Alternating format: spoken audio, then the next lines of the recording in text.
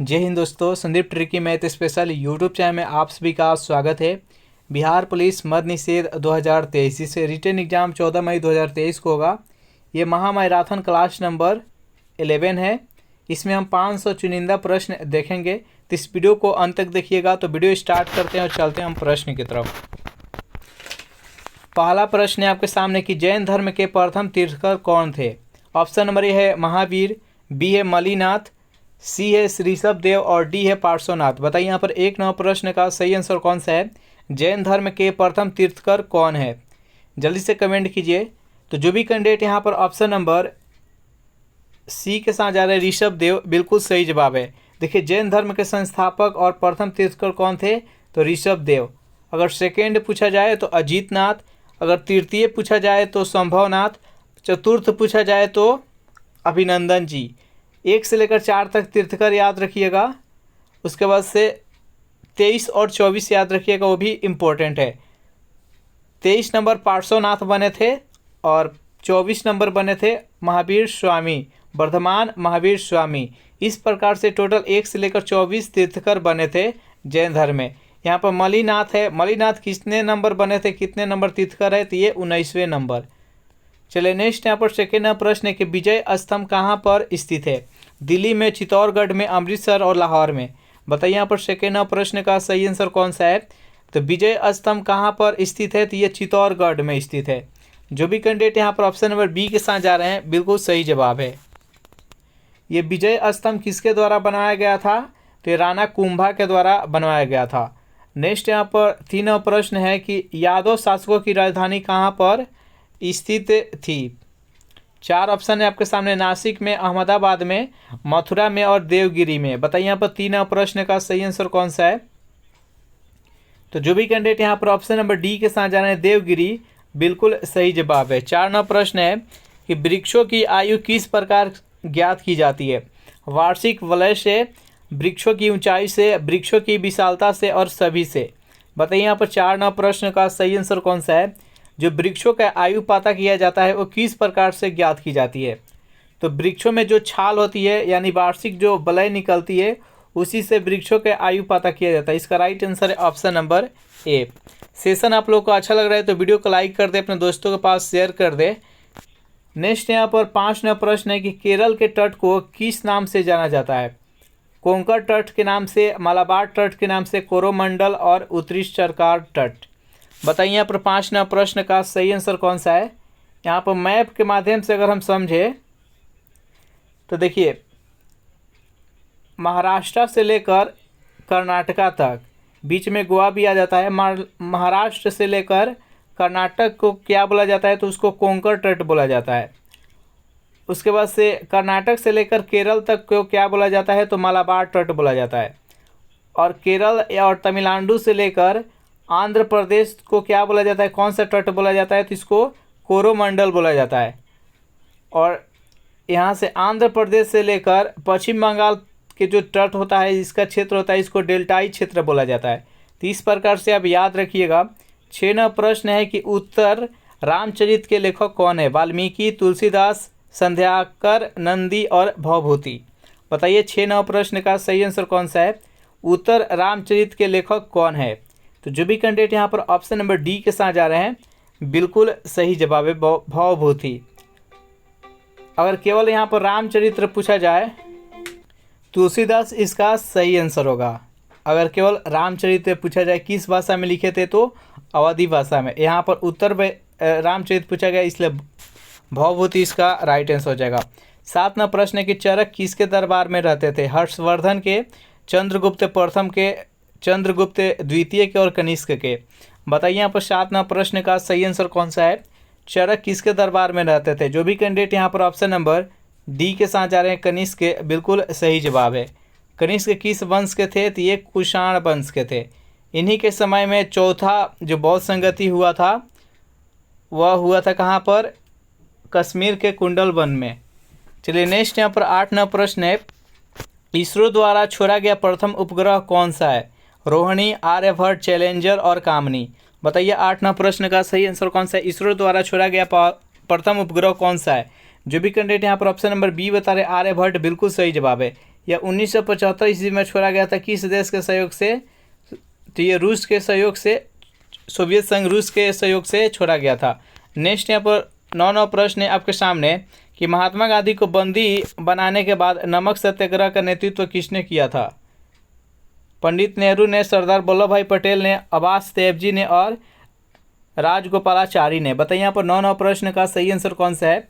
तो महात्मा गांधी को बंदी बनाने के बाद नमक सत्याग्रह का नेतृत्व किसने किया था? तो अब्बास देवजी। जो भी कैंडिडेट यहाँ पर ऑप्शन नंबर सी के साथ जा रहे हैं बिल्कुल सही जवाब है। चलिए नेक्स्ट यहाँ पर 10 प्रश्न देख लेते हैं। कांग्रेस के किस अधिवेशन में पहली बार पूर्ण स्वराज की मांग की गई थी? कोलकाता, दिल्ली, लाहौर और कानपुर। बताइए यहाँ पर 10 प्रश्न का सही आंसर कौन सा है? कांग्रेस के किस अधिवेशन में पहली बार पूर्ण स्वराज की मांग की गई थी? तो लाहौर अधिवेशन। इसकी अध्यक्षता किसने किया था? तो पंडित जवाहरलाल नेहरू ने 1929 ईस्वी में। नेक्स्ट यहाँ पर 11 प्रश्न है आपके सामने कि मानव द्वीप कहाँ पर स्थित है? आयरलैंड और फ्रांस में, आयरलैंड और इंग्लैंड में, इंग्लैंड और स्कॉटलैंड में, इंग्लैंड और यूएसए में। बताइए 11 प्रश्न का सही आंसर कौन सा है? मानव द्वीप कहाँ पर स्थित है? तो ये उत्तरी आयरलैंड तथा इंग्लैंड में स्थित है। जो भी कैंडिडेट यहाँ पर ऑप्शन नंबर बी के साथ जा रहे हैं बिल्कुल सही जवाब है। सेशन आप लोग को अच्छा लग रहा है तो वीडियो को लाइक कर दे, अपने दोस्तों के पास शेयर कर दे, और जितने भी कैंडिडेट अभी तक इस चैनल को सब्सक्राइब नहीं किए होंगे तो फटाफट चैनल को सब्सक्राइब कर ले। 12वां प्रश्न है आपके सामने कि अंतिम मुगल शासक कौन था? बहादुर शाह प्रथम था, शाह आलम द्वितीय, बहादुर शाह जफर और अकबर द्वितीय। बताइए 12वां प्रश्न का सही आंसर कौन सा है? अंतिम मुगल शासक कौन था? तो 1857 ईस्वी तक जो विद्रोह हुआ था उस टाइम इसका दिल्ली का नेतृत्व कौन कर रहा था? तो बहादुर शाह जफर। यह मुगल शासक का अंतिम शासक है मुगल साम्राज्य का। इसका राइट आंसर है ऑप्शन नंबर सी। 13वां प्रश्न है कि ब्लड को स्कंदन यानी जिसको थक्का जमना बोलते हैं में महत्वपूर्ण भूमिका किसकी होती है? आरबीसी का, डब्ल्यूबीसी का, ब्लड प्लेटलेट्स का और हीमोग्लोबिन का। बताइए यहाँ पर 13वां प्रश्न का सही आंसर कौन सा है? तो जो भी कैंडिडेट यहाँ पर ऑप्शन नंबर सी के साथ जा रहे हैं ब्लड प्लेटलेट्स बिल्कुल सही जवाब है। अगर विटामिन की बात की जाए तो विटामिन के। नेक्स्ट यहाँ पर 14वां प्रश्न है कि सांची का महान स्तूप कहाँ पर स्थित है? बिहार में, झारखंड में, छत्तीसगढ़ और मध्य प्रदेश।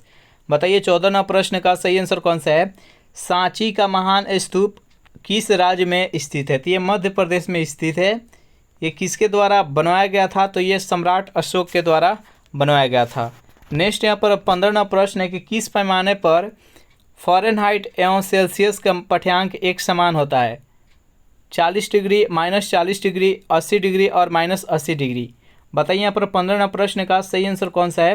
तो इसको हम फार्मूला के माध्यम से, ऐसे तो इसका सही आंसर है ऑप्शन नंबर बी -40 डिग्री, लेकिन इसको हम सॉल्व करके देखते हैं कि कैसे -40 डिग्री हम निकालेंगे। तो फार्मूला के माध्यम से हम सॉल्व करते हैं। जैसे कि मान लेते हैं कि x डिग्री पर दोनों का वैल्यू समान है, तो x यहाँ पर हम मान लिए x बटा यहाँ पर 100 हो गया, अब बराबर हो गया f के जगह पर हम x रखेंगे। कैसे? x वैल्यू का मान हमें ज्ञात करना है। कैसे? फ़ारेनहाइट और सेल्सियस दोनों का मान 1 है, तो x हो गया x - 32 हो गया, और बट्टा में हो गया 180। अब इसको सॉल्व करते, इसको छोटा करते हैं। 0 से 0 खत्म हो गया, यहाँ पर 5 हो गया और यहाँ पर 9 हो गया। अब यहाँ से क्रश इसको मल्टीप्लाई करते हैं, तो अगर 9 को इधर x में गुना करेंगे तो कितना हो जाएगा? तो 9x हो जाएगा, और इधर 5 से दोनों में गुना करेंगे तो कितना हो जाएगा? 5x, और माइनस में कितना हो जाएगा? तो 5 दूना 10 के 0 और 5 3 15, 15 1 16 यानी 160। अभी 5x इधर आएगा तो कितना हो जाएगा? तो कितना हो जाएगा? ये 4x हो जाएगा। 4x में -160 में अगर भाग देंगे तो -140 डिग्री हो जाएगा। तो इस प्रकार से इसका वैल्यू निकलता है। तो इसका right answer option number B. Next यहाँ पर 16वां प्रश्न है आपके सामने कि ओबरा किसके लिए प्रसिद्ध है? कालीन के लिए, विद्युत ताप के लिए, देव मंदिर के लिए, संगमरमर के लिए। बताइए 16वां प्रश्न का सही आंसर कौन सा है? ओबरा किसके लिए प्रसिद्ध है? तो ये विद्युत ताप के लिए है। जो भी कैंडिडेट यहाँ पर ऑप्शन नंबर बी बता रहे हैं बिल्कुल सही जवाब है। ओबरा है किस राज्य में स्थित है? तो ये यूपी में है, यानी उत्तर प्रदेश, याद रखिएगा। नेक्स्ट यहाँ पर 17वां प्रश्न है कि महात्मा गांधी किस गोलमेज सम्मेलन में कांग्रेस का प्रतिनिधित्व किए थे? प्रथम, द्वितीय, तृतीय और चतुर्थ। बताइए यहाँ पर 17वां प्रश्न का सही आंसर कौन सा है? महात्मा गांधी जी के द्वारा किस गोलमेज सम्मेलन में कांग्रेस के प्रतिनिधित्व किए थे? तो देखिए टोटल कितना गोलमेज सम्मेलन हुआ था, तो 3 गोलमेज सम्मेलन हुआ था। एक होता फर्स्ट हुआ था 1930 में, उसके बाद 1931 में और 1932 में, ये 3 गोलमेज सम्मेलन हुआ था। एक प्रश्न उठता है यहाँ पर कि कौन व्यक्ति था भारत का जो तीनों गोलमेज सम्मेलन में भाग लिए थे? तो डॉक्टर भीमराव अम्बेडकर। यहाँ पर जो महात्मा गांधी जी थे वो द्वितीय गोलमेज सम्मेलन में भाग लिए थे और कांग्रेस का प्रतिनिधित्व किए थे। तो इसका right answer option number B. 58वां प्रश्न कि नालंदा विश्वविद्यालय की स्थापना किसने किया था? चंद्रगुप्त प्रथम ने, चंद्रगुप्त द्वितीय ने, समुद्रगुप्त ने और कुमारगुप्त ने। बताइए यहाँ पर 58वां प्रश्न का सही आंसर कौन सा है? नालंदा विश्वविद्यालय की स्थापना किसने किया था? तो जो भी कैंडिडेट यहाँ पर ऑप्शन नंबर डी के साथ जा रहे हैं बिल्कुल सही जवाब है। कुमारगुप्त के द्वारा किस सदी में किया गया था? तो 5वीं सदी में। 5वीं सदी में नालंदा विश्वविद्यालय का स्थापना किया गया था, लेकिन 13वीं सदी में बख्तियार खिलजी के द्वारा इसको जलवा और तोड़वा दिया गया था। नेक्स्ट यहाँ पर 19वां प्रश्न है कि फासिज्म के जन्मदाता कौन है? हिटलर था, सुभाष चंद्र बोस, मुसोलिनी और बिस्मार्क। बताइए यहाँ पर 19वां प्रश्न का सही आंसर कौन सा है? तो जो भी कैंडिडेट यहाँ पर ऑप्शन नंबर सी के साथ जा रहे हैं मुसोलिनी, बिल्कुल सही जवाब है। मुसोलिनी किस देश का था? तो ये इटली का था। और नाजीवाद का संस्थापक कौन है? नाजीवाद, तो ये हिटलर था, एडोल्फ हिटलर। नेक्स्ट यहाँ पर 20वां प्रश्न है कि राज्यसभा की सदस्यता प्राप्त करने के लिए न्यूनतम कितनी उम्र होनी चाहिए? 21 वर्ष, 25 वर्ष, 30 वर्ष, 35 वर्ष। बताइए यहाँ पर 20वां प्रश्न का सही आंसर कौन सा है? राज्यसभा की सदस्यता प्राप्त करने के लिए न्यूनतम आयु कितनी होनी चाहिए? तो यहाँ पर जितने भी होता है सबके बारे में हम जान लेते हैं, सबके लिए न्यूनतम आयु क्या होनी चाहिए। तो इस प्रश्न का राइट आंसर है ऑप्शन नंबर सी, राज्यसभा का सदस्य होने के लिए न्यूनतम आयु 30 वर्ष होना चाहिए। अगर पूछा जाए 35 वर्ष से रिलेटेड जान लेते हैं, तो भारत का उपराष्ट्रपति हो, भारत का राष्ट्रपति हो या भारत का राज्यपाल, यानी किसी भी राज्य का राज्यपाल हो, इनके लिए न्यूनतम आयु कितनी होनी चाहिए? तो 35 वर्ष होना चाहिए। यहाँ से 25 वर्ष के बारे में जान जाते हैं। भारत का प्रधानमंत्री हो या कोई मंत्रिमंडल का कोई भी सदस्य है या लोकसभा का सदस्य है, लोकसभा का सदस्य बनने के लिए 25 वर्ष होना चाहिए न्यूनतम आयु। 21 वर्ष विधानसभा का सदस्य, विधानसभा से चुनाव लड़ने के लिए आपको 21 वर्ष होनी चाहिए। और नेक्स्ट 18 वर्ष पर वोट देने के लिए हमको परमिशन मिल जाता है। चलिए नेक्स्ट यहाँ पर 21वां प्रश्न है कि भारतीय गणराज्य में वास्तविक कार्यकारी शक्तियाँ किसके पास होता है? राष्ट्रपति के पास, उपराष्ट्रपति के पास, लोकसभा के अध्यक्ष के पास और मंत्रिपरिषद के पास। बताइए यहाँ पर 21वां प्रश्न का सही आंसर कौन सा है? भारतीय गणराज्य में वास्तविक कार्यकारी शक्तियाँ किसको प्राप्त है? तो ये मंत्रिपरिषद को प्राप्त है। जो भी कैंडिडेट यहाँ पर ऑप्शन नंबर डी के साथ जा रहे हैं बिल्कुल सही जवाब है। अगर सेशन यहाँ तक आप लोगों को अच्छा लगा तो वीडियो को जल्दी से लाइक कर दे, अपने दोस्तों के पास शेयर कर दे, और जितने भी कैंडिडेट अभी तक इस चैनल को सब्सक्राइब नहीं किए होंगे तो इस चैनल को प्लीज़ सब्सक्राइब कर ले। अगर इसका आपको पीडीएफ चाहिए तो इसके लिए टेलीग्राम ग्रुप बना दिए, जिसका लिंक इसी वीडियो के नीचे डिस्क्रिप्शन में मिल जाएगा, वहाँ से ज्वाइन करके इसका पीडीएफ डाउनलोड कर सकते हैं। 22वां प्रश्न के संयुक्त राष्ट्र संघ के महासचिव का निर्वाचन किसके द्वारा किया जाता है? महासभा के द्वारा, सुरक्षा परिषद के द्वारा, आर्थिक एवं सामाजिक परिषद के द्वारा और न्याय परिषद के द्वारा। बताइए यहाँ पर 22वां प्रश्न का सही आंसर कौन सा है? संयुक्त राष्ट्र संघ के महासचिव का निर्वाचन किसके द्वारा की जाती है? तो महासभा के द्वारा। जो भी कैंडिडेट यहाँ पर ऑप्शन नंबर ए के साथ जा रहे हैं बिल्कुल सही जवाब है। यहाँ पर संयुक्त राष्ट्र संघ आया है, इसके बारे में थोड़ा सा जान लेते हैं। संयुक्त राष्ट्र संघ का स्थापना द्वितीय विश्व युद्ध के समाप्ति के उपरांत इसको स्थापित किया गया था। कब किया गया था? तो 24 अक्टूबर 1945 ईस्वी में। और इसका मुख्यालय कहाँ पर है? तो ये न्यूयॉर्क में है, याद रखिएगा। नेक्स्ट यहाँ पर 23वां प्रश्न है कि भारतीय सिविल सेवा में चुने गए प्रथम भारतीय कौन थे? रविन्द्रनाथ टैगोर, सुरेंद्रनाथ बनर्जी, सत्येंद्रनाथ टैगोर और सुभाष चंद्र बोस। बताइए यहाँ पर 23वां प्रश्न का सही आंसर कौन सा है? भारतीय सिविल सेवा में चुने गए प्रथम भारतीय कौन थे? तो जो भी कैंडिडेट यहाँ पर ऑप्शन नंबर सी के साथ जा रहे हैं सत्येंद्रनाथ टैगोर, बिल्कुल सही जवाब है। नेक्स्ट यहाँ पर 24वां प्रश्न है कि लोहागढ़ दुर्ग का निर्माण किसने करवाया था? सूरजमल ने, चूड़ामल ने, राजा राम और शिवाजी ने। बताइए यहाँ पर 24वां प्रश्न का सही आंसर कौन सा है? लोहागढ़ दुर्ग का निर्माण किसने करवाया था? तो सूरजमल के द्वारा करवाया गया था। इसका राइट आंसर ऑप्शन नंबर ए। नेक्स्ट यहाँ पर 25वां प्रश्न है कि वैदिक गणित का सर्वाधिक महत्वपूर्ण ग्रंथ कौन सा है? लीलावती था, शूल्य सूत्र था, कल्प सूत्र था और न्याय सूत्र था। बताइए यहाँ पर 25वां प्रश्न का सही आंसर कौन सा है? वैदिक गणित का सर्वाधिक महत्वपूर्ण ग्रंथ कौन सा है? तो शूल्य सूत्र इसका राइट आंसर हो जाएगा ऑप्शन नंबर बी। चलिए नेक्स्ट यहाँ पर 26वां प्रश्न है कि प्राचीन तेथिस सागर की निक्षेपों से किस पर्वत का निर्माण हुआ? 4 ऑप्शन है आपके सामने, अरावली, अल्पस, हिमालय और पूर्वी घाट। बताइए यहाँ पर 26वां प्रश्न का सही आंसर कौन सा है?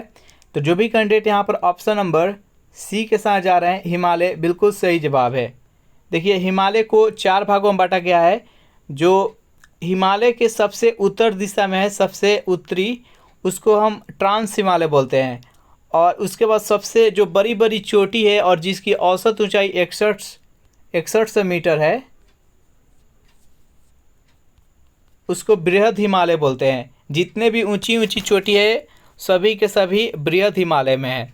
उसके बाद से बृहद हिमालय के बाद थोड़ा सा हम दक्षिण दिशा में आएंगे, थोड़ा सा नीचे, तो मध्य हिमालय आएगा।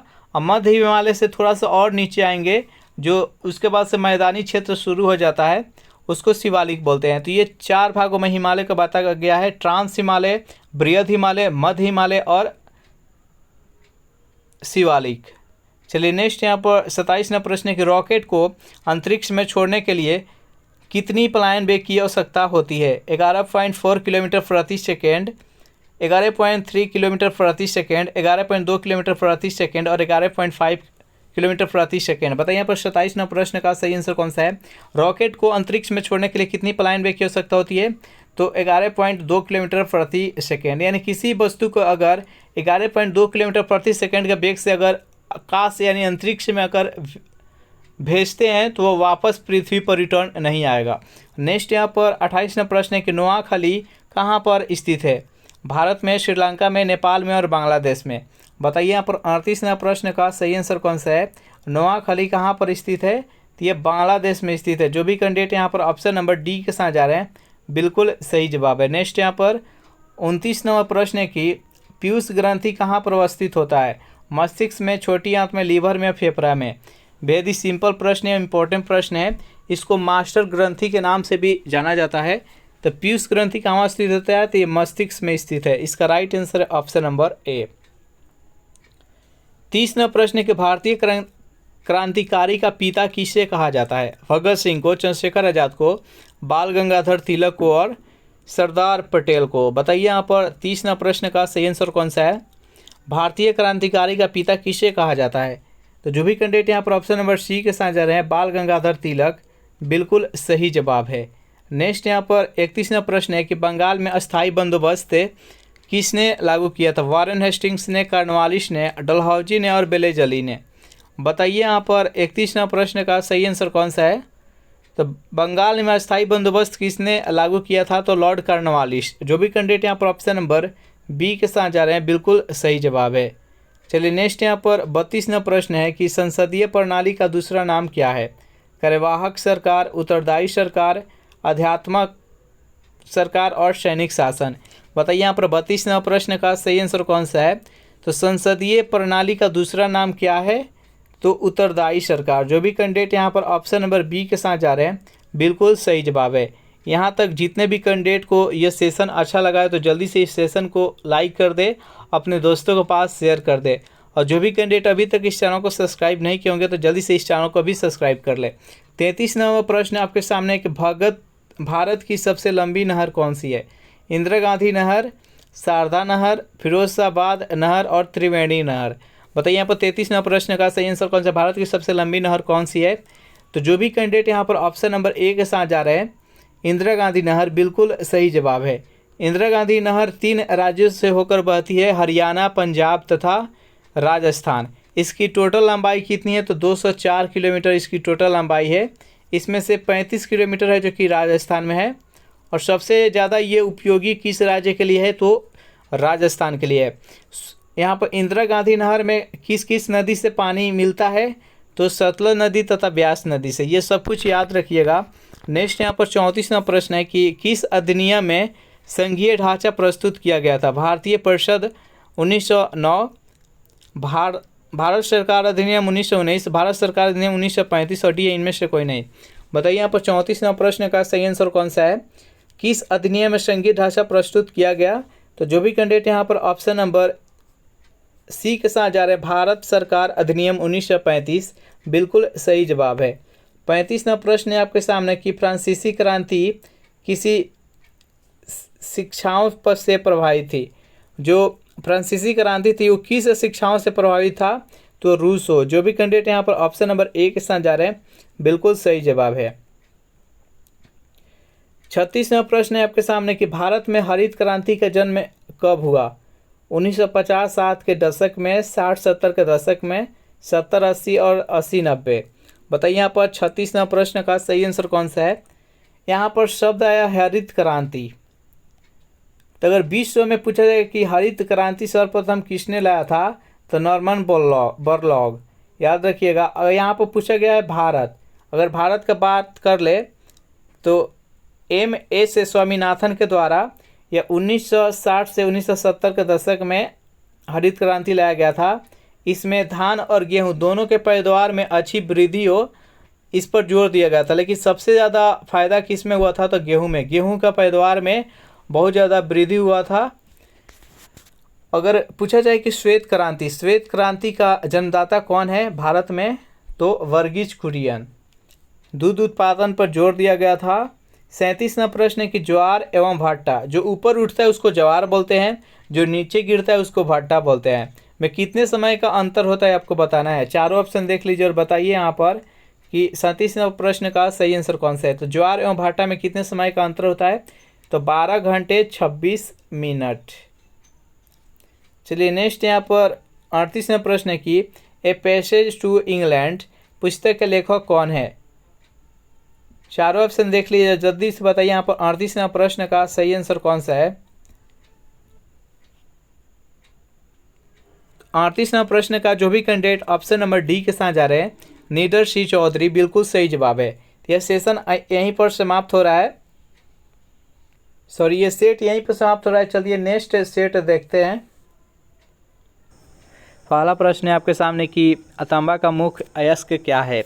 ऑप्शन नंबर ए है कॉपर पाइराइट, बी है लिमोनाइट, सी है सीडोसाइट और डी है पेरोडाइट। बताइए यहाँ पर 1 नंबर प्रश्न का सही आंसर कौन सा है?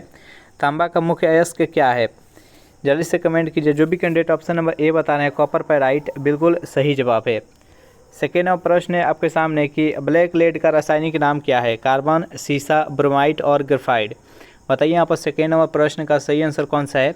ब्लैक रेड का रासायनिक नाम क्या है? जो भी कैंडिडेट ऑप्शन नंबर डी चुन रहे हैं ग्रेफाइट, बिल्कुल सही जवाब है। यह कार्बन का एक अपरूप है और विद्युत का सुचालक होता है। 3 नंबर प्रश्न है आपके सामने कि भारी मशीनों में स्नेहा के रूप में किसका प्रयोग किया जाता है? पारा को, ग्रेफाइट का, ब्रोमीन का और क्लोरीन का। बताइए 3 नंबर प्रश्न का सही आंसर कौन सा है? भारी मशीनों में स्नेहा के रूप में किसका प्रयोग किया जाता है? जो भी कैंडिडेट ऑप्शन नंबर बी के साथ जाना है ग्रेफाइट, बिल्कुल सही जवाब है। 4 नंबर प्रश्न है कोशिका का ऊर्जा गृह किसे कहा जाता है? लाइसोसोम को, सेंट्रोसोम को, माइटोकॉन्ड्रिया को और केंद्रक को। बताइए यहाँ पर 4 नंबर प्रश्न का सही आंसर कौन सा है? तो कोशिका का ऊर्जा गृह किसे कहा जाता है? तो माइटोकॉन्ड्रिया को, बिल्कुल सही आंसर है ऑप्शन नंबर सी। लाइसोसोम को आत्महत्या के थैली कहा जाता है। नेक्स्ट क्वेश्चन देखते हैं। 5 नंबर प्रश्न आपके सामने कि फेफड़ा का मुख्य कार्य क्या है? पाचन करना, रक्त को शुद्ध करना, ऑक्सीजन को रक्त में प्रवाहित करना और डी है अवशोषण करना। बताइए 5 नंबर प्रश्न का सही आंसर कौन सा है? फेफड़ों का मुख्य कार्य क्या है? जो भी कैंडिडेट ऑप्शन नंबर सी चुन रहे ऑक्सीजन को रक्त में प्रवाहित करना, बिल्कुल सही जवाब है। नेक्स्ट यहाँ पर 6 नंबर प्रश्न आपके सामने कि मास्टर ग्रंथि कौन कहलाती है? थायराइड ग्रंथि, एड्रिनल ग्रंथि, थाइमस ग्रंथि और पीयूष ग्रंथि। बताइए यहाँ पर 6 नंबर प्रश्न का सही आंसर कौन सा है? इनमें से कौन से ग्रंथि को हम मास्टर ग्रंथि के नाम से जानते हैं? तो जो भी कैंडिडेट ऑप्शन नंबर डी के साथ जा रहे हैं पीयूष ग्रंथि, बिल्कुल सही जवाब है। सेशन आपको अच्छा लग रहा है तो वीडियो को लाइक अपने दोस्तों के पास शेयर कर दें। 7 नंबर प्रश्न है कि विटामिन B6 का रासायनिक नाम क्या है? पैरिडॉक्सिन, थायमिन, राइबोफ्लाविन और निकोहीमाइड। बताइए यहाँ पर 7 नंबर प्रश्न का सही आंसर कौन सा है? विटामिन B6 का रासायनिक नाम क्या होता है? जो भी कैंडिडेट यहाँ पर ऑप्शन नंबर ए के साथ जा रहे हैं पैरिडॉक्सिन बिल्कुल सही जवाब है। 8वां प्रश्न है कि भारत में इंटरनेट का शुरुआत कब हुई? 1885 में, 1901 में, 1986, 1995। बताइए यहाँ पर 8वां प्रश्न का सही आंसर कौन सा है? भारत में इंटरनेट की शुरुआत कब हुई? जो भी कैंडिडेट ऑप्शन नंबर डी के साथ जा रहे हैं 1995 बिल्कुल सही जवाब है। 9वां प्रश्न है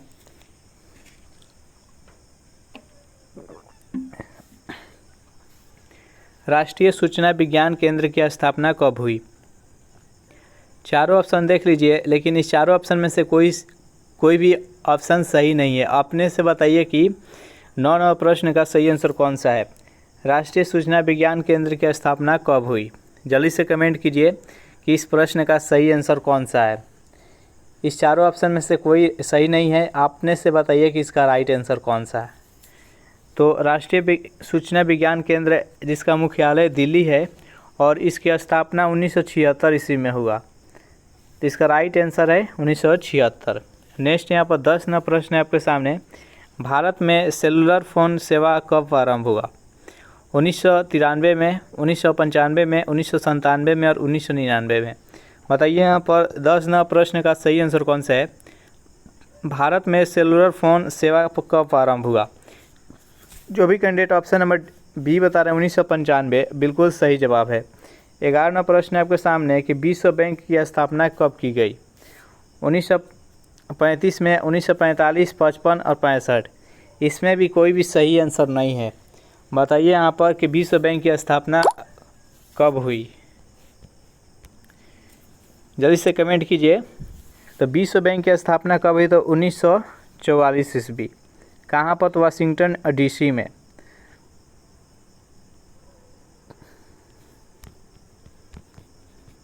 तो इसका राइट आंसर है 1944।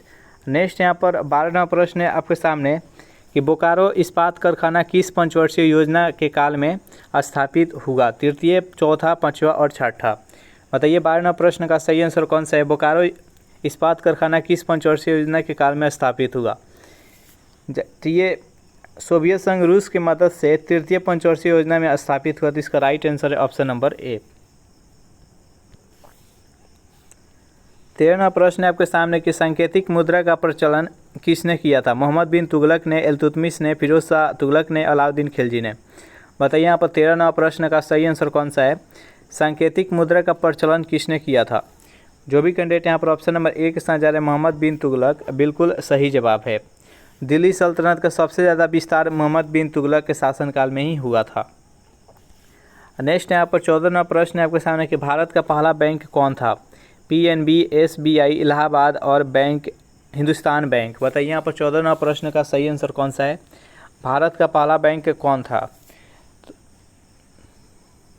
तो Hindustan bank of India. Hindustan bank Bharat का पहला बैंक था। इसका राइट आंसर है ऑप्शन नंबर डी। 15वां प्रश्न है कि नोटों का निर्गमन कौन करता है? एसबीआई, आरबीआई, इन दोनों में से ही बताइए कि इसका सही आंसर कौन सा है। तो नोटों का निर्गमन कौन करता है? तो RBI, reserve bank of India. इसका राइट आंसर है ऑप्शन नंबर बी। 16वां प्रश्न है आपके सामने कि नोटों का निर्गमन किस प्रणाली के द्वारा किया जाता है? न्यूनतम कोष प्रणाली, बजटीय प्रणाली, आरक्षित कोष और जमा कोष। बताइए यहाँ पर 16वां प्रश्न का सही आंसर कौन सा है? जो भी कैंडिडेट यहाँ पर ऑप्शन नंबर ए चुन रहे हैं न्यूनतम कोष प्रणाली बिल्कुल सही जवाब है। नेक्स्ट यहाँ पर 17वां प्रश्न है आपके सामने कि पूरे विश्व में किस बैंक की सर्वाधिक शाखाएं है? आरबीआई का, पीएनबी का, एक्सिस बैंक का और एसबीआई का। बताइए यहाँ पर 17वां प्रश्न का सही आंसर कौन सा है? पूरे विश्व में किस बैंक की सर्वाधिक शाखाएं हैं? जल्दी से कमेंट कीजिए। जो भी कैंडिडेट यहाँ पर ऑप्शन नंबर डी चुन रहे हैं एसबीआई बिल्कुल सही जवाब है। नेक्स्ट यहाँ पर 18वां प्रश्न है आपके सामने कि आयात निर्यात बैंक एक्जिम की स्थापना कब हुई? 1980 ईस्वी में, 1981 ईस्वी में, 1982 ईस्वी और 1983 ईस्वी। बताइए यहाँ पर 18वां प्रश्न का सही आंसर कौन सा है? आयात निर्यात बैंक एक्जिम बैंक की स्थापना कब हुई? जो भी कैंडिडेट ऑप्शन नंबर सी चुन रहे हैं यहाँ पर 1982 बिल्कुल सही जवाब है।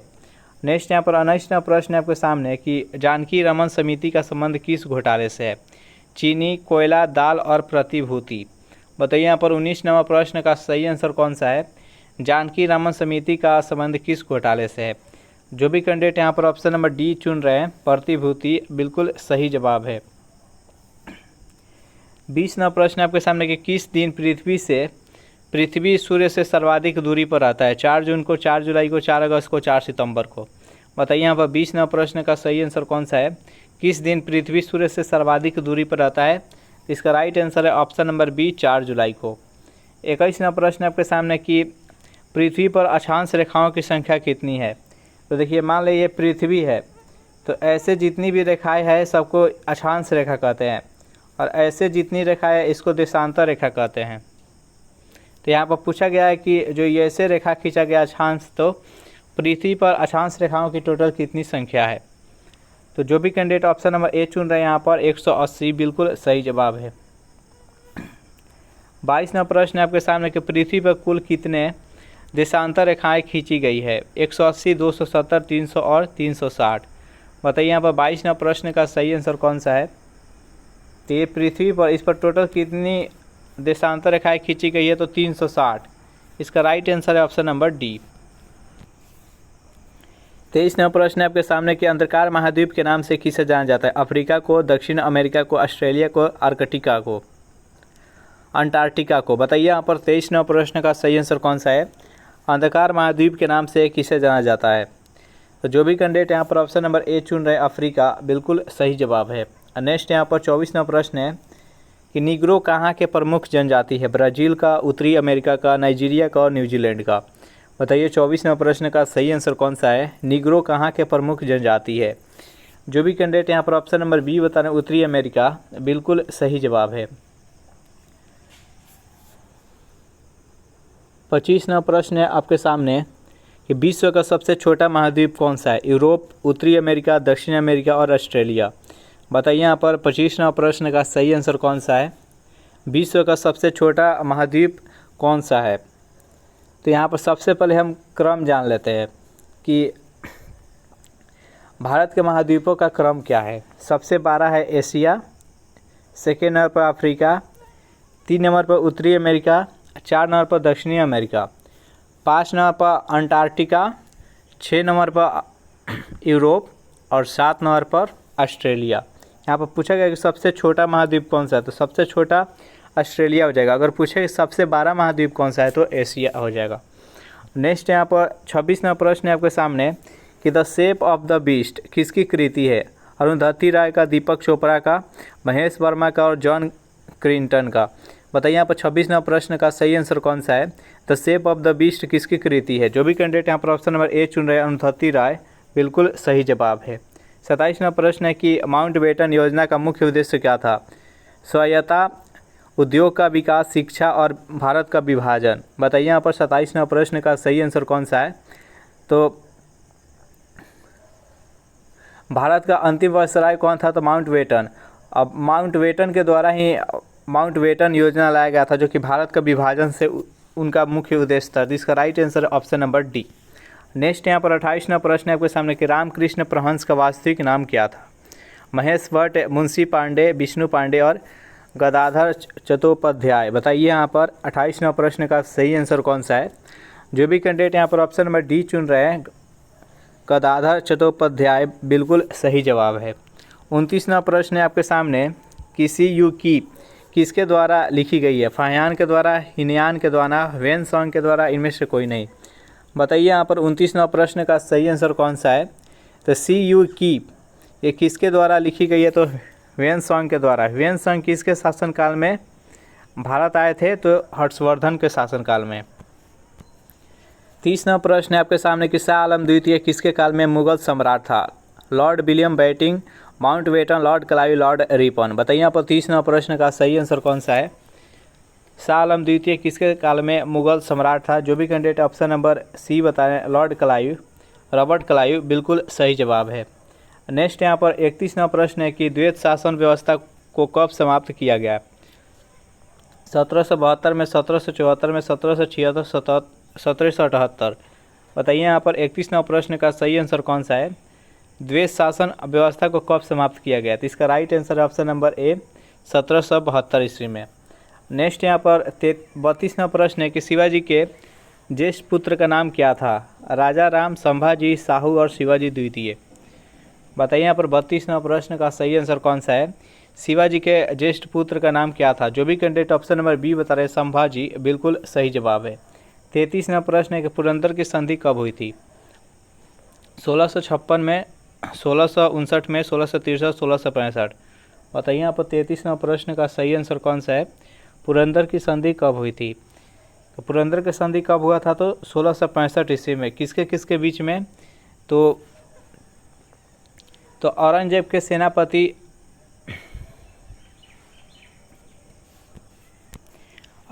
सेनापति जय सिंह और शिवाजी के बीच में पुरंदर की संधि हुआ था 1665 ईस्वी में। तो इसका राइट आंसर है ऑप्शन नंबर डी। नेक्स्ट यहाँ पर 34वां प्रश्न है आपके सामने कि मुगल काल का अंतिम शक्तिशाली सम्राट कौन था? मोहम्मद शाह, औरंगजेब, जहांदार शाह और बहादुर शाह प्रथम। बताइए यहाँ पर 34वां प्रश्न का सही आंसर कौन सा है? मुगल काल का अंतिम शक्तिशाली सम्राट कौन था? जो भी कैंडिडेट ऑप्शन नंबर बी के साथ जा रहे हैं औरंगजेब, बिल्कुल सही जवाब है। नेक्स्ट यहाँ पर 35वां प्रश्न है कि शून्यवाद का विकास किस दार्शनिक द्वारा किया गया? नागार्जुन के द्वारा, वसुबंध के द्वारा, भद्रबाहु के द्वारा, स्थूलभद्र के द्वारा। बताइए यहाँ पर 35वां प्रश्न का सही आंसर कौन सा है? तो शून्यवाद का विकास किस दार्शनिक के द्वारा किया गया? तो इसका right answer option number A, Nagarjuna के द्वारा। 36वां प्रश्न है कि समुद्रगुप्त को भारत का नेपोलियन किसने कहा था? चारों ऑप्शन देख लीजिए और बताइए यहाँ पर कि 36वां प्रश्न का सही आंसर कौन सा है कि समुद्रगुप्त को भारत का नेपोलियन किसने कहा था? जो भी कैंडिडेट यहाँ पर ऑप्शन नंबर बी चुन रहे हैं, B.A. स्मिथ, बिल्कुल सही जवाब है। नेक्स्ट यहाँ पर 37वां प्रश्न है कि हिजरी संवत कब शुरू हुआ था? 312 ईस्वी में, 318 में, 622 में और 628। बताइए यहाँ पर 37वां प्रश्न का सही आंसर कौन सा है? हिजरी संवत कब शुरू हुआ था? जो भी कैंडिडेट यहाँ पर ऑप्शन नंबर सी बता रहे हैं 622 ईस्वी, बिल्कुल सही जवाब है। 38वां प्रश्न है कि फ्री जोन शब्द का संबंध किस खेल से है? कबड्डी से, गोल्फ से, खो खो से और पोलो से। बताइए यहाँ पर 38वां प्रश्न का सही आंसर कौन सा है? फ्री जोन शब्द का संबंध किस खेल से है? तो इसका right answer option number C, kho kho से। 39वां प्रश्न है कि अनवरता योजना को और किस नाम से जाना जाता है? रोलिंग योजना, होली मिशन योजना, पूर्ण प्लानिंग योजना और वार्षिक योजना। बताइए यहाँ पर 39वां प्रश्न का राइट आंसर कौन सा है? जो भी कैंडिडेट ऑप्शन नंबर ए के साथ जा रहे हैं रोलिंग योजना, बिल्कुल सही जवाब है। 40वां प्रश्न है कि विश्व पर्यावरण दिवस कब मनाया जाता है? 7 अप्रैल, 17 मई, 5 जून और 18 जुलाई। बताइए यहाँ पर 40वां प्रश्न का सही आंसर कौन सा है? तो विश्व पर्यावरण दिवस कब मनाया जाता है? तो 5 जून को। जो भी कैंडिडेट ऑप्शन नंबर सी के साथ जा रहे हैं, बिल्कुल सही जवाब है। आप लोग वीडियो देख लेते हैं लेकिन आप लोग वीडियो को लाइक नहीं करते हैं, तो आपसे रिक्वेस्ट है कि प्लीज़ वीडियो को लाइक भी कर दीजिए। 41वां प्रश्न आपके सामने कि पिट्स इंडिया एक्ट किस वर्ष पारित हुआ था? 1784 में, 1791 में, 1742 में और 1965 में। बताइए यहाँ पर 41वां प्रश्न का सही आंसर कौन सा है? पिट्स इंडिया एक्ट किस वर्ष पारित हुआ? इसका राइट आंसर ऑप्शन नंबर ए, 1784 ईस्वी में। 42वां प्रश्न है कि विश्व बैंक की स्थापना कहाँ हुई थी? वाशिंगटन डीसी में, जिनेवा में, काहिरा में और ब्रुसेल्स में। तो 1944 ईस्वी में वाशिंगटन डीसी में हुआ था। इसका right answer option number A. 43वां प्रश्न है आपके सामने कि भारत में सहकारी बैंक का स्तर कैसा है? एक स्तरीय, द्विस्तरीय, त्रिस्तरीय, इनमें से कोई नहीं। बताइए 43वां प्रश्न का सही आंसर कौन सा है?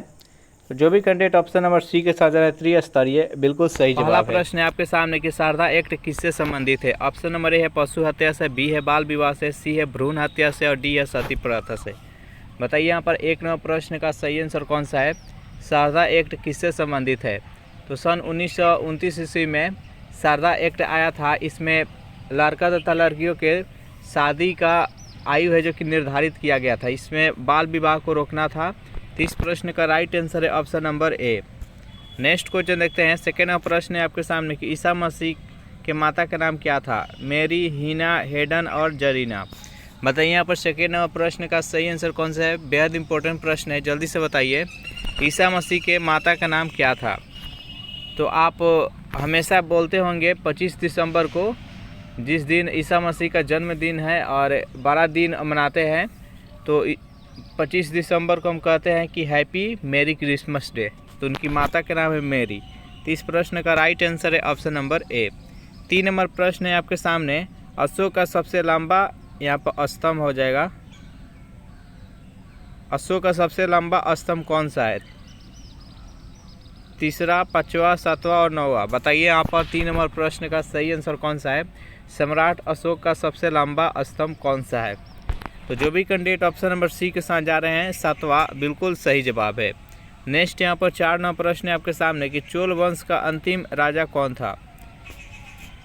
राज प्रथम, राजेंद्र द्वितीय, महेंद्र वर्मन और राजा राजेंद्र तृतीय। बताइए यहाँ पर 4 नंबर प्रश्न का सही आंसर कौन सा है? चोल वंश का अंतिम राजा कौन था? जल्दी से कमेंट कीजिए। तो जो भी कैंडिडेट यहाँ पर ऑप्शन नंबर डी चुन रहे हैं, राजा राजेंद्र तृतीय, बिल्कुल सही जवाब है। नेक्स्ट यहाँ पर 5 नंबर प्रश्न है आपके सामने कि अमृतसर नगर की स्थापना कब की गई थी? 1577 में, 1627 में, 1647 में और 1667 में। बताइए यहाँ पर 5 नंबर प्रश्न का सही आंसर कौन सा है? अमृतसर नगर की स्थापना किस वर्ष की गई? जल्दी से कमेंट कीजिए। तो देखिए, अकबर के द्वारा 400 बीघा ज़मीन दान दिया गया था और अमृतसर बसा था। ये किसके द्वारा स्थापना किया गया था? तो गुरु रामदास के द्वारा। पहले इसका नाम था रामदासपुर, लेकिन बाद में वहाँ पर एक कुआं खोदा गया जिसका अमृत, जो पानी था वो बहुत अमृत के समान था, इसलिए बाद में इसका नाम पड़ा यहाँ पर अमृतसर। तो इस प्रश्न का राइट आंसर है ऑप्शन नंबर ए। 6 नंबर प्रश्न है आपके सामने कि रुपए का अंतिम बार अवमूल्यन कब किया गया? 1 अप्रैल 1991, 1 मई 1991, 1 जून 1991 और 1 जुलाई 1991। बताइए यहाँ पर 6 नंबर प्रश्न का सही आंसर कौन सा है? रुपए का अंतिम बार अवमूल्यन कब किया गया? जो भी कैंडिडेट ऑप्शन नंबर डी बता रहे 1 जुलाई 1991, बिल्कुल सही जवाब है। 7 नंबर प्रश्न है आपके सामने कि सिकंदर लोदी द्वारा आगरा शहर का स्थापना किस वर्ष की गई? 1498 में, 502, 504, 508। बताइए यहाँ पर 7 नंबर प्रश्न का सही आंसर कौन सा है? सिकंदर लोदी के द्वारा आगरा शहर की स्थापना किस वर्ष की गई? तो जो भी कैंडिडेट ऑप्शन नंबर सी के साथ जा रहे हैं, 1504 ईस्वी, बिल्कुल सही जवाब है। 8 नंबर प्रश्न है आपके सामने कि बहमन वंश का अंतिम शासक कौन था? चारों ऑप्शन देख लीजिए और बताइए यहाँ पर 8 नंबर प्रश्न का सही आंसर कौन सा है? बहमन वंश का अंतिम शासक कौन था?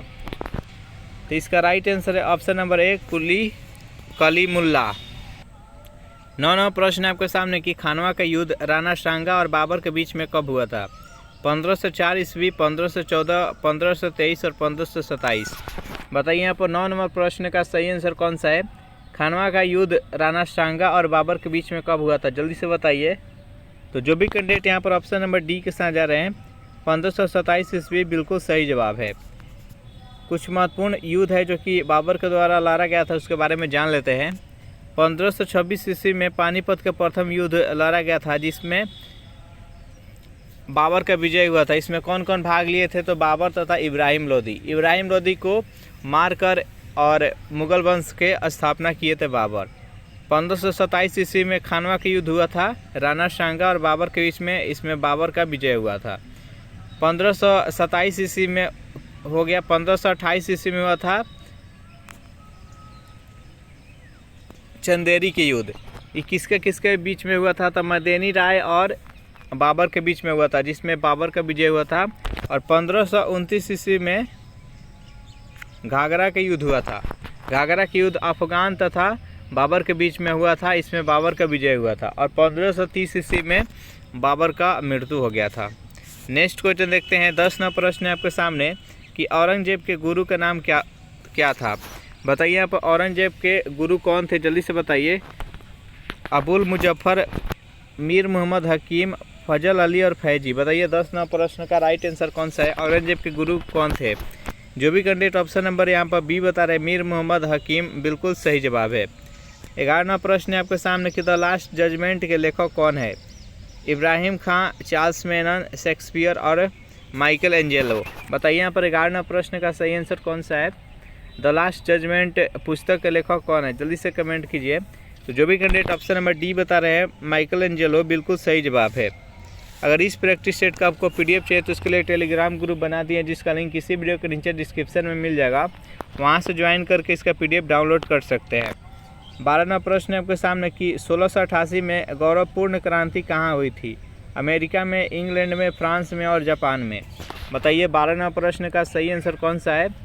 1688 में गौरवपूर्ण क्रांति कहाँ पर हुई थी? तो जो भी कैंडिडेट यहाँ पर ऑप्शन नंबर बी चुन रहे हैं इंग्लैंड, बिल्कुल सही जवाब है। 13वां प्रश्न है आपके सामने कि महासागरीय जल का तापमान कितने डिग्री के बीच होता है? 5 डिग्री सेल्सियस से लेकर 13, 15 से 13, 5 से 33 और 15 से 23। बताइए यहाँ पर 13वां प्रश्न का सही आंसर कौन सा है?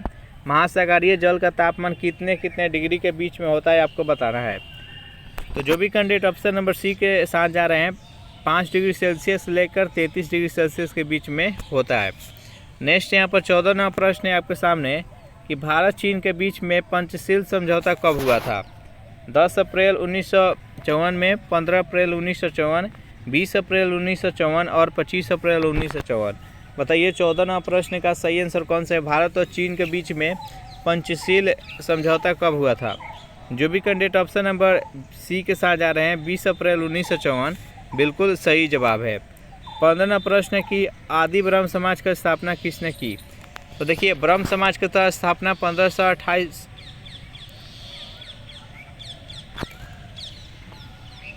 ईस्वी में राजा राम मोहन राय के द्वारा कोलकाता में किया गया, लेकिन बाद में जाकर ये ब्रह्म समाज 2 भागों में बट गया। एक हो गया आदि ब्रह्म समाज, एक हो गया भारत का ब्रह्म समाज।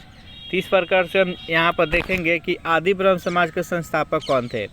राजा राम मोहन राय, रविन्द्रनाथ टैगोर, दयानंद सरस्वती और देवेंद्रनाथ टैगोर। बताइए यहाँ पर 15वां प्रश्न का सही आंसर कौन सा है? तो आदि ब्रह्म समाज के संस्थापक कौन थे? तो देवेंद्रनाथ टैगोर। इसका राइट आंसर हो जाएगा ऑप्शन नंबर डी। 16वां प्रश्न है आपके सामने कि भारतीय ब्रह्म समाज की स्थापना 1865 ईस्वी में किसने की थी? आपको पहले बताया कि ये ब्रह्म समाज 2 भागों में बटा था, एक था आदि ब्रह्म समाज और दूसरा था भारतीय ब्रह्म समाज। और ब्रह्म समाज का स्थापना राजा राम मोहन राय के द्वारा किया गया था 1528 ईस्वी में। यहाँ पर पूछा गया कि भारतीय ब्रह्म समाज का स्थापना 1865 ईस्वी में किसने किया था? तो इस प्रश्न का सही आंसर हो जाएगा option number B, Keshav Chandra Sen. 17वां प्रश्न है आपके सामने कि एकता सेना का गठन किसने किया था? इल्तुतमिश ने, बलबन ने, अलाउद्दीन खिलजी ने और फिरोज शाह तुगलक ने। बताइए यहाँ पर 17वां प्रश्न का सही आंसर कौन सा है? एकता सेना का गठन किसने किया था? तो जो भी कैंडिडेट यहाँ पर ऑप्शन नंबर ए के साथ जा रहे हैं इल्तुतमिश, बिल्कुल सही जवाब है। इल्तुतमिश को गुलाम वंश का वास्तविक संस्थापक माना जाता है। चलिए नेक्स्ट क्वेश्चन देखते हैं कि गुरु नानक देव का जन्म कहाँ पर हुआ था? अमृतसर में, लाहौर में, भेरोवाला में और तलवंडी में। बताइए यहाँ पर 18वां प्रश्न का सही आंसर कौन सा है? गुरु नानक देव का जन्म कहाँ पर हुआ था? तो जो भी कैंडिडेट ऑप्शन नंबर डी के साथ जा रहे हैं तलवंडी, बिल्कुल सही जवाब है। 1469 ईस्वी में गुरु नानक का जन्म हुआ था। नेक्स्ट यहाँ पर 19वां प्रश्न है आपके सामने, गुरु गोविंद सिंह की समाधि कहाँ पर है? तो गुरु गोविंद सिंह थे वो सिख धर्म के 10वें गुरु थे और ये खालसा पंथ के संस्थापक थे। इनका समाधि स्थल कहाँ पे है? तो नांदेड़ में है। इसका राइट आंसर है ऑप्शन नंबर बी। 20वां प्रश्न है आपके सामने कि मुगलों की सेना किस पद्धति पर आधारित थी? मनसबदारी पर, जमींदारी पर, रेतवारी पर, महालवारी पर। बताइए यहाँ पर 20वां प्रश्न का सही आंसर कौन सा है? मुगलों की सेना किस पद्धति पर आधारित थी? जो भी कैंडिडेट यहाँ पर ऑप्शन नंबर ए के साथ जा रहे हैं मनसबदारी, बिल्कुल सही जवाब है। नेक्स्ट यहाँ पर 21वां प्रश्न है आपके सामने कि सती प्रथा पर प्रतिबंध किस वायसराय द्वारा लगाया गया था? लॉर्ड विलियम बेंटिंक के द्वारा, लॉर्ड कर्जन के द्वारा, लॉर्ड हेक्टर मुनरो के द्वारा और लॉर्ड रिपन के द्वारा। बताइए यहाँ पर 21वां प्रश्न का सही आंसर कौन सा है? सती प्रथा पर प्रतिबंध किस वायसराय ने लगाए थे? जो भी कैंडिडेट यहाँ पर ऑप्शन नंबर ए के साथ जा रहे हैं लॉर्ड विलियम बेंटिंक, बिल्कुल सही जवाब है। 22वां प्रश्न आपके सामने कि संविधान का संरक्षक किसे माना जाता है? उच्च न्यायालय को, उच्चतम न्यायालय को, संसद को और राष्ट्रपति को। बताइए यहाँ पर 22वां प्रश्न का सही आंसर कौन सा है? संविधान का संरक्षक किसे माना जाता है? तो जो भी कैंडिडेट यहाँ पर ऑप्शन नंबर बी के साथ जा रहे हैं उच्चतम न्यायालय, बिल्कुल सही जवाब है। 23वां प्रश्न है आपके सामने कि सर्वाधिक भाषाएं कहाँ बोली जाती है? कौन से देश में सबसे अधिक भाषा बोली जाती है? भारत में, चीन में, सऊदी अरब में और पाकिस्तान में। बताइए 23वां प्रश्न का सही आंसर कौन सा है? तो सर्वाधिक भाषा बोले जाने वाली कौन सा देश है, किस देश में बोला जाता है? तो भारत में। इसका राइट आंसर है ऑप्शन नंबर ए। 24वां प्रश्न है आपके सामने कि न्यू मूर द्वीप कहाँ पर स्थित है? अरब सागर में, भूमध्य सागर, बंगाल की खाड़ी और हिंद महासागर। बताइए 24वां प्रश्न का सही आंसर कौन सा है? तो जो भी कैंडिडेट यहाँ पर ऑप्शन नंबर सी चुन रहे हैं, बंगाल की खाड़ी, बिल्कुल सही जवाब है। 25वां प्रश्न है कि तुंगभद्रा किस नदी के सहायक नदी है? गंगा की, ब्रह्मपुत्र की, कावेरी की और कृष्णा की। बताइए 25वां प्रश्न का सही आंसर कौन सा है? तुंगभद्रा किस नदी के सहायक नदी है? जो भी कैंडिडेट यहाँ पर ऑप्शन नंबर डी चुन रहे हैं, कृष्णा नदी, बिल्कुल सही जवाब है। 26वां प्रश्न है आपके सामने कि फलों में कौन सी विटामिन नहीं पाई जाती है?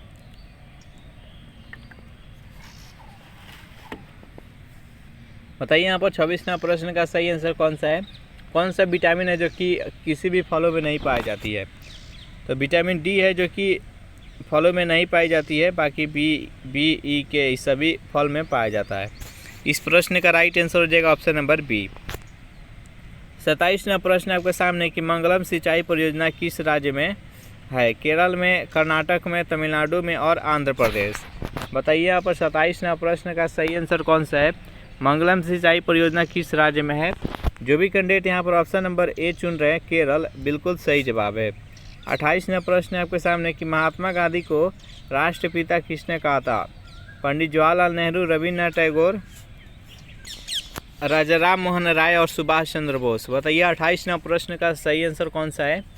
महात्मा गांधी को राष्ट्रपिता किसने कहा था?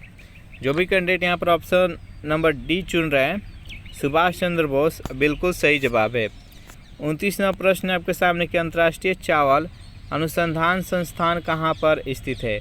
मनीला, हुनोई, कयात और नेपिताओ। बताइए यहाँ पर 29वां प्रश्न का सही आंसर कौन सा है?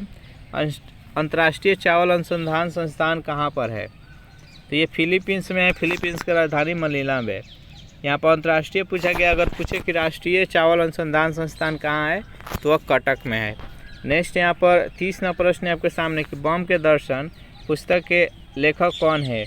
रमेश चौधरी, हरिवंश राय बच्चन, भगवती चरण बोहरा और दीपक चोपड़ा। बताइए यहाँ पर 30वां प्रश्न का सही आंसर कौन सा है? बम के दर्शन पुस्तक के लेखक कौन है? जो भी कैंडिडेट यहाँ पर ऑप्शन नंबर सी चुन रहे हैं, भगवती चरण बोहरा, बिल्कुल सही जवाब है। नेक्स्ट यहाँ पर 31वां प्रश्न है आपके सामने कि विक्रमशिला विश्वविद्यालय की स्थापना किस शासक ने की थी? गोपाल ने, धर्मपाल ने, देवपाल ने और मिहिरपाल ने। बताइए 31वां प्रश्न का सही आंसर कौन सा है? विक्रमशिला विश्वविद्यालय की स्थापना किस शासक ने की थी? तो जो भी कैंडिडेट यहाँ पर ऑप्शन नंबर बी चुन रहा है, धर्मपाल, बिल्कुल सही जवाब है। विक्रमशिला विश्वविद्यालय बिहार के किस जिला में है? तो ये भागलपुर में है। और एक है नालंदा विश्वविद्यालय जो कि नालंदा जिला में स्थित है और इसका निर्माण किसने कराया था? तो कुमार गुप्त ने। ये विक्रमशिला विश्वविद्यालय तथा नालंदा विश्वविद्यालय, ये दोनों को किसने तोड़वाया था? तो बख्तियार खिलजी ने। 32वां प्रश्न है आपके सामने कि मुस्लिम देश के प्रथम महिला प्रधानमंत्री कौन थी? शेख हसीना, महबूबा खातून, बेनजीर भुट्टो और जुबैदा खातून। बताइए यहाँ पर 32वां प्रश्न का सही आंसर कौन सा है? मुस्लिम देश के प्रथम महिला प्रधानमंत्री कौन थी? तो जो भी कैंडिडेट ऑप्शन नंबर सी यहाँ पर चुन रहे बेनजीर भुट्टो, बिल्कुल सही जवाब है। यह 1977 से लेकर 1982 ईस्वी तक ये पाकिस्तान के प्रधानमंत्री थी, बाद में इसका हत्या करा दिया गया। नेक्स्ट यहाँ पर 33वां प्रश्न है आपके सामने कि लैंस स्टिगनर ने रक्त समूह की खोज किस वर्ष की थी? 1892 में, 1899, 1901, 1919। बताइए यहाँ पर 33वां प्रश्न का सही आंसर कौन सा है? तो लैंस स्टिगनर ने रक्त समूह की खोज किस वर्ष की? 1901 ईस्वी में। कितने रक्त समूह है? तो 4। बी और ओ। इसमें ए बी को सर्वग्राही कहा जाता है और ओ को सर्वदाता कहा जाता है। नेक्स्ट यहाँ पर 34वां प्रश्न है आपके सामने कि ज्ञानपीठ पुरस्कार प्राप्त करने वाली प्रथम महिला साहित्यकार कौन थी? देविका रानी, आशापूर्णा देवी, अन्नपूर्णा चंडी और किरण बेदी। बताइए यहाँ पर 34वां प्रश्न का सही आंसर कौन सा है? ज्ञानपीठ पुरस्कार प्राप्त करने वाली प्रथम महिला साहित्यकार कौन थी? तो जो भी कैंडिडेट यहाँ पर ऑप्शन नंबर बी के साथ जा रहे हैं, आशापूर्णा देवी, बिल्कुल सही जवाब है। 35वां प्रश्न है कि गुरु नानक का जन्म कब हुआ था? 1403 में, 1453 में, 1463 और 1469। बताइए यहाँ पर 35वां प्रश्न का सही आंसर कौन सा है? तो गुरु नानक का जन्म कब हुआ था? तो 1469 ईस्वी। इसका राइट आंसर है ऑप्शन नंबर डी। 36वां प्रश्न है कि ओलंपिक में भारत को सबसे पहला स्वर्ण पदक कहाँ मिला था? चारों ऑप्शन देख लीजिए और बताइए यहाँ पर 36वां प्रश्न का सही आंसर कौन सा है? इसका राइट आंसर ऑप्शन नंबर ए, एम्स्टर्डम में। नेक्स्ट क्वेश्चन देखते हैं। 37वां प्रश्न है कि केंद्रीय औषधीय अनुसंधान संस्थान कहाँ पर स्थित है? हरिद्वार में, देहरादून में, कानपुर में और लखनऊ में। बताइए 37वां प्रश्न का सही आंसर कौन सा है? केंद्रीय औषधीय अनुसंधान संस्थान कहाँ पर स्थित है? जो भी कैंडिडेट यहाँ पर ऑप्शन नंबर डी चुन रहे हैं, लखनऊ, बिल्कुल सही जवाब है। नेक्स्ट यहाँ पर 38वां प्रश्न है आपके सामने, कोलकाता उच्च न्यायालय की स्थापना कब हुई थी? 1796 में, 1862 में, 1896 में और 1898 में। बताइए 38वां प्रश्न का सही आंसर कौन सा है? कोलकाता उच्च न्यायालय की स्थापना किस वर्ष हुआ? जल्दी से कमेंट कीजिए। जो भी कैंडिडेट यहाँ पर ऑप्शन नंबर बी बता रहे हैं, 1862 ईस्वी, बिल्कुल सही जवाब है। सेशन आपको अच्छा लग रहा है तो वीडियो को लाइक अपने दोस्तों के पास शेयर कर दीजिए। 39वां प्रश्न है कि भारत के प्रथम मकबरा किस शासक का है?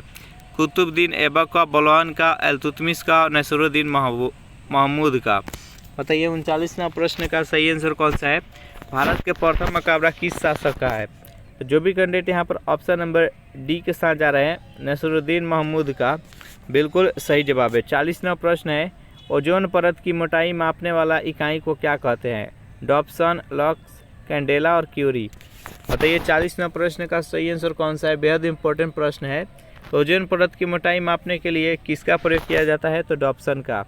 इसका राइट आंसर ऑप्शन नंबर। पहला प्रश्न है आपके सामने कि बाजार नियंत्रण संबंधी सुधार किसने की थी?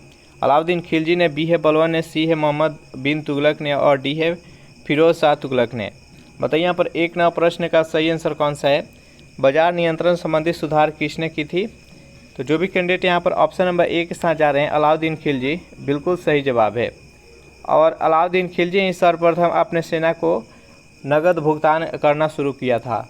अलाउद्दीन खिलजी दक्षिण भारत पर भी विजय प्राप्त किया था, जिसमें इसका मंत्री कौन था, सेनापति कौन था? तो मलिक काफूर। नेक्स्ट यहाँ पर सेकेंड प्रश्न है आपके सामने, वह कौन शासक था जो दासों का बहुत बड़ा शौकीन था? बताइए यहाँ पर सेकेंड प्रश्न का सही आंसर कौन सा है? बेहद इंपॉर्टेंट प्रश्न है। वह कौन सा शासक था जो कि दासों का बहुत बड़ा शौकीन था? जो भी कैंडिडेट यहाँ पर ऑप्शन नंबर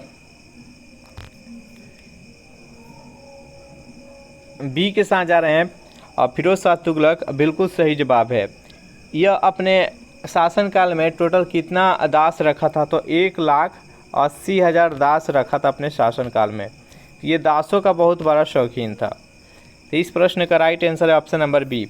गुलाम वंश के संस्थापक कौन थे? तो कुतुबुद्दीन ऐबक थे, याद रखिएगा। उसके बाद देखिए अलाउद्दीन जो खिलजी थे, ये अलाई दरवाज़ा बनाए थे। कुतुबुद्दीन ऐबक 2.5 दिन का झोपड़ा बनवाए थे।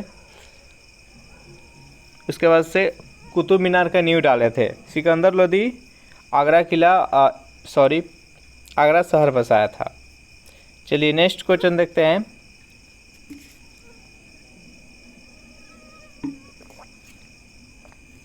तीनवा प्रश्न आपके सामने कि बाबर द्वारा पानीपत युद्ध की सफलता का मुख्य कारण क्या था? सैनिक, तीरंदाज, तोपखाना और घुड़सवार। बताइए यहाँ पर तीनों प्रश्न का सही आंसर कौन सा है? बाबर द्वारा पानीपत का जो युद्ध लड़ा गया था 1526 ईस्वी में इब्राहिम लोदी और बाबर के बीच में, तो इसमें उसका विजय का राज क्या था? तो तोपखाना था। इसका राइट आंसर है ऑप्शन नंबर सी। बाबर के द्वारा कुछ लड़ा इंपॉर्टेंट युद्ध जान लेते हैं। 1526 ईस्वी में पानीपत का प्रथम युद्ध लड़ा गया था बाबर और इब्राहिम लोदी के बीच में, जिसमें बाबर का विजय हुआ। 1527 ईस्वी में खानवा का युद्ध लड़ा गया राणा सांगा तथा बाबर के बीच में, जिसमें कि बाबर का विजय हुआ। 1528 ईस्वी में चंदेरी का युद्ध लड़ा गया मेदिनी राय तथा बाबर के बीच में, जिसमें बाबर का विजय हुआ। 1529 ईस्वी में घाघरा का युद्ध लड़ा गया बाबर तथा अफमानों के बीच में, जिसमें बाबर का विजय हुआ। चलिए नेक्स्ट यहाँ पर 4 नंबर प्रश्न आपके सामने कि वेनिस का सौदागर मार्को पोलो किसके दरबार में आया था? इल्तुतमिश के, सिकंदर लोदी के, फिरोज शाह तुगलक के और कुबलई खां के। बताइए यहाँ पर 4 नंबर प्रश्न का सही आंसर कौन सा है? तो जो भी कैंडिडेट यहाँ पर ऑप्शन नंबर डी बता रहे हैं कुबलई खां बिल्कुल सही जवाब है। नेक्स्ट यहाँ पर 5 नंबर प्रश्न है आपके सामने कि किसने सर्वप्रथम स्पष्ट किया था कि पृथ्वी सूर्य की परिक्रमा करती है? गैलीलियो ने, आर्यभट्ट ने, पाइथागोरस ने, आइंस्टाइन ने। बताइए 5 नंबर प्रश्न का सही आंसर कौन सा है? जल्दी से बताइए 5 नंबर प्रश्न का राइट आंसर क्या है कि किसने सर्वप्रथम यह बताया था कि जो पृथ्वी होता है सूर्य के चारों तरफ परिक्रमा करता है? तो जो भी कैंडिडेट यहाँ पर ऑप्शन नंबर बी चुनाव करें आर्यभट्ट बिल्कुल सही जवाब है। सेशन आपको अच्छा लग रहा है तो वीडियो को लाइक अपने दोस्तों के पास शेयर जल्दी से कर दीजिए। अंग्रेज तथा सिराजुद्दौला के बीच प्लासी का युद्ध कब हुआ था? 23 अप्रैल 1757, 23 मई 1957, 23 जून 1757 और 23 जुलाई 1757। बताइए यहाँ पर 6 नंबर प्रश्न का सही आंसर कौन सा है? अंग्रेज तथा सिराजुद्दौला, इसमें ब्रिटिश ईस्ट इंडिया तथा बंगाल के नवाब जो सिराजुद्दौला था उसके बीच में प्लासी का युद्ध लड़ा गया था 23 जून 1757 ईस्वी। इसका right answer option number C. 7 number प्रश्न है आपके सामने कि वाटरलू का मैदान कहाँ पर स्थित है? बेल्जियम में, फिलीपींस में, रोम में और पेरिस में। बताइए यहाँ पर 7 नंबर प्रश्न का सही आंसर कौन सा है? वाटरलू का मैदान कहाँ पर है? तो ये बेल्जियम में है। जो भी कैंडिडेट यहाँ पर ऑप्शन नंबर ए के साथ जा रहा है बिल्कुल सही जवाब है। 8 नंबर प्रश्न है आपके सामने कि नोबेल शांति पुरस्कार समारोह कहाँ आयोजित किया जाता है? स्विट्जरलैंड में, ओस्लो में, जिनेवा में और लंदन में। बताइए 8 नंबर प्रश्न का सही आंसर कौन सा है? नोबेल शांति पुरस्कार समारोह का आयोजन कहाँ पर किया जाता है? तो जो भी कैंडिडेट यहाँ पर ऑप्शन नंबर बी के साथ जा रहे हैं ओस्लो, नॉर्वे की राजधानी ओस्लो में है जो कि नोबेल शांति पुरस्कार का समारोह आयोजित किया जाता है। 9 नंबर प्रश्न है आपके सामने कि महारानी विक्टोरिया भारत की साम्राज्ञी की पदवी पर कब धारण की थी? 1 जनवरी 1873 को, 1 जनवरी 1874, 1 जनवरी 1875, 1 जनवरी 1876। बताइए 9 नंबर प्रश्न का सही आंसर कौन सा है? तो जो भी कैंडिडेट यहाँ पर ऑप्शन नंबर डी चुनाव कर रहे हैं 1 जनवरी 1876 बिल्कुल सही जवाब है। 10 नंबर प्रश्न है आपके सामने कि रामचरितमानस किस भाषा में लिखी गई थी? बताइए यहाँ पर 10 नंबर प्रश्न का सही आंसर कौन सा है? पाली भाषा, ब्रज भाषा, अवधी भाषा और मगधी भाषा। बताइए 10 नंबर प्रश्न का राइट आंसर कौन सा है? जो भी कैंडिडेट यहाँ पर ऑप्शन नंबर सी चुनाव करें अवधी भाषा बिल्कुल सही जवाब है। रामचरितमानस किसके शासन काल में ये लिखा गया था? तो ये अकबर तथा जहांगीर दोनों के शासनकाल में तुलसीदास जो थे वो रहे थे और तुलसीदास के द्वारा रामचरितमानस है जो कि लिखा गया था। नेक्स्ट यहाँ पर 11 नंबर प्रश्न है आपके सामने कि पानी पंचायत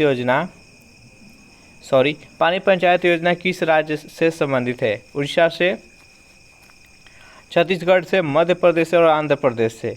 बताइए 11 नंबर प्रश्न का सही आंसर कौन सा है? पानी पंचायत योजना किससे संबंधित है? जो भी कैंडिडेट यहाँ पर ऑप्शन नंबर ए के साथ जा रहे हैं उड़ीसा बिल्कुल सही जवाब है। 12 नंबर प्रश्न है कि प्लानिंग एंड द पुअर पुस्तक के लेखक कौन है? अरुंधति भट्टाचार्य, दीपक शर्मा, BS मिन्हास और राजू चोपड़ा। बताइए यहाँ पर 12 नंबर प्रश्न का सही आंसर कौन सा है? प्लानिंग एंड द पुअर पुस्तक के लेखक कौन है? जो भी कैंडिडेट यहाँ पर ऑप्शन नंबर सी चुन रहे हैं BS मिन्हास बिल्कुल सही जवाब है।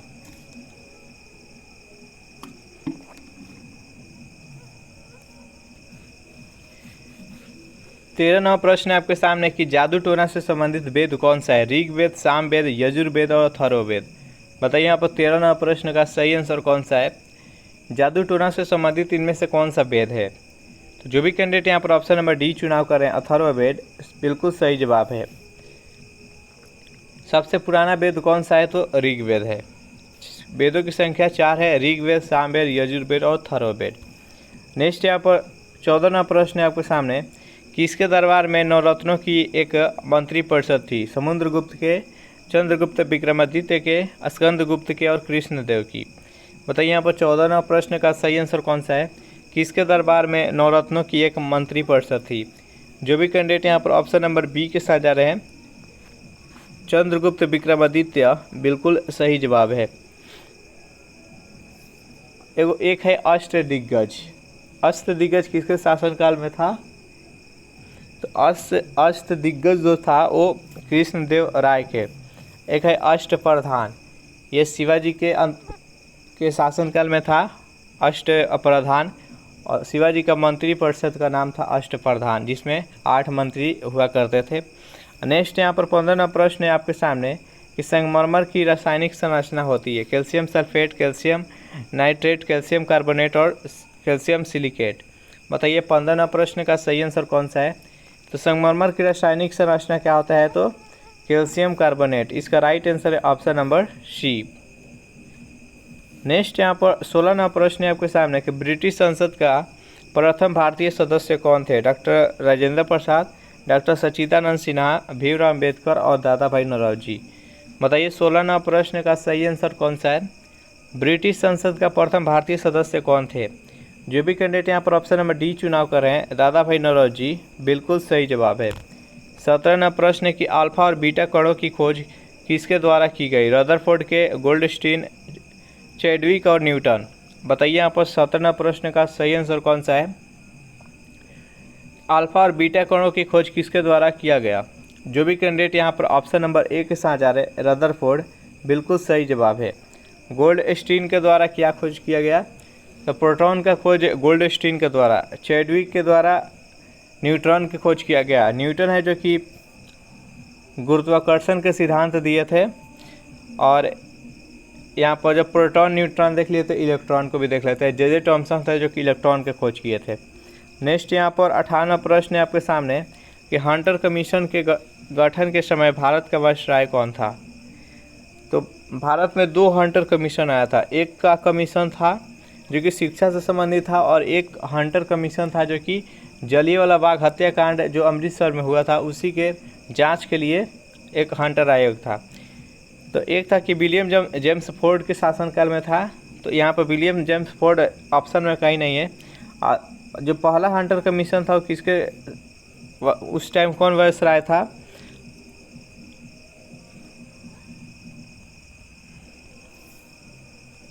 Option number C, lord Ripon.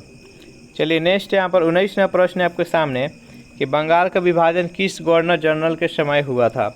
Lord Canning के, लॉर्ड कर्जन, लॉर्ड डलहौजी और लॉर्ड रिपन। बताइए यहाँ पर 19वां प्रश्न का सही आंसर कौन सा है? बंगाल विभाजन किस गवर्नर जनरल के समय हुआ था? तो लॉर्ड कर्जन के, 1905 ईस्वी में। नेक्स्ट यहाँ पर 20वां प्रश्न है आपके सामने कि पागल कुत्ते के काटने से कौन सा रोग होता है? हाइड्रोफोबिया, मजलिस, मलेरिया और कालाजार। बताइए 20वां प्रश्न का सही आंसर कौन सा है? पागल कुत्ते के काटने से कौन सा रोग होता है? जो भी कैंडिडेट यहाँ पर ऑप्शन नंबर ए चुनाव कर रहे हैं, हाइड्रोफोबिया, बिल्कुल सही जवाब है। जब पागल कुत्ता काट लेता है और किसी व्यक्ति को हाइड्रोफोबिया हो जाता है तो उसके अंदर कुत्ते का लक्षण आ जाता है तथा वह पानी से डरता है, जिसको हाइड्रोफोबिया कहा जाता है।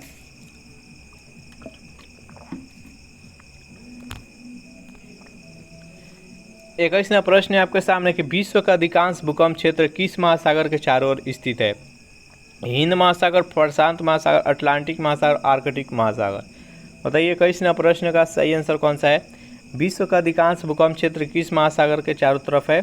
तो वह प्रशांत महासागर के। इसका राइट आंसर है ऑप्शन नंबर बी। 22वां प्रश्न है आपके सामने कि रजिया सुल्तान किसके साथ विवाह की थी? अल्तुनिया के साथ, इब्राहिम खां के साथ, मोती खां, अमजद खां। बताइए यहाँ पर 22वां प्रश्न का सही आंसर कौन सा है? रजिया सुल्तान किसके साथ विवाह की थी? तो अल्तुनिया के साथ की थी। रजिया सुल्तान कब से कब तक शासन दिल्ली पर की थी? तो ये 1236 से लेकर 1239 तक ये शासन की थी। और ये दिल्ली सल्तनत और भारत की उस टाइम की प्रथम महिला शासिका थी जो कि शासन की थी, जिसका नाम था रजिया सुल्तान। नेक्स्ट यहाँ पर, और वो इल्तुतमिश की बेटी थी। 23वां प्रश्न आपके सामने कि भारतीय राष्ट्रीय कांग्रेस के स्थापना के समय वायसराय कौन था? Lord Curzon, Lord Dalhousie, Lord Dufferin और लॉर्ड कैनी। बताइए यहाँ पर 23वां प्रश्न का सही आंसर कौन सा है? भारतीय राष्ट्रीय कांग्रेस का स्थापना का समय वायसराय कौन था? जो भी कैंडिडेट यहाँ पर ऑप्शन नंबर सी के साथ जाए, लॉर्ड डफरिन, बिल्कुल सही जवाब है। भारतीय राष्ट्रीय कांग्रेस का स्थापना 1885 ईस्वी में हुआ था एओ ह्यूम के द्वारा। चलिए नेक्स्ट यहाँ पर प्रश्न है 24वां प्रश्न आपके सामने कि 1857 का विद्रोह का नेतृत्व बिहार में किसने किया था? अमर सिंह ने, वीर कुंवर सिंह ने, तत्या टोपे ने और नाना साहब ने। बताइए 24वां प्रश्न का सही आंसर कौन सा है? तो 1857 का विद्रोह का नेतृत्व बिहार में किसने किया था? तो वीर कुंवर सिंह। आपको कमेंट करना है कि वीर कुंवर सिंह बिहार के किस क्षेत्र से नेतृत्व किए थे। नेक्स्ट क्वेश्चन देखते हैं 25वां प्रश्न आपके सामने कि दक्षिण एशिया सबसे बड़ा मरुस्थल कौन सा है? गोबी मरुस्थल, टकला मकान, सहारा और थार। बताइए यहाँ पर 25वां प्रश्न का सही आंसर कौन सा है? दक्षिण एशिया का सबसे बड़ा मरुस्थल कौन सा है? जो भी कैंडिडेट यहाँ पर ऑप्शन नंबर डी के साथ जा रहे हैं, थार मरुस्थल, बिल्कुल सही जवाब है। और विश्व का सबसे बड़ा मरुस्थल कौन सा है? तो सहारा। नेक्स्ट क्वेश्चन देखते हैं, जर्मनी तथा पोलैंड को कौन सी रेखा अलग करती है? हिंडनबर्ग, डुरंड रेखा, मैकमोहन और 38वीं समानांतर रेखा। बताइए यहाँ पर 26वां प्रश्न का सही आंसर कौन सा है? जर्मनी तथा पोलैंड को कौन सी रेखा अलग करती है? तो जो भी कैंडिडेट यहाँ पर ऑप्शन नंबर ए के साथ जा रहे हैं, हिंडनबर्ग, बिल्कुल सही जवाब है। डुरंड रेखा ये भारत तथा, जब आज़ाद नहीं हुआ था तो भारत तथा अफगानिस्तान में था, लेकिन आज़ाद होने के बाद से ये पाकिस्तान तथा अफगानिस्तान के बीच ये रेखा है। मैकमोहन रेखा भारत तथा चाइना के साथ ये सीमा है।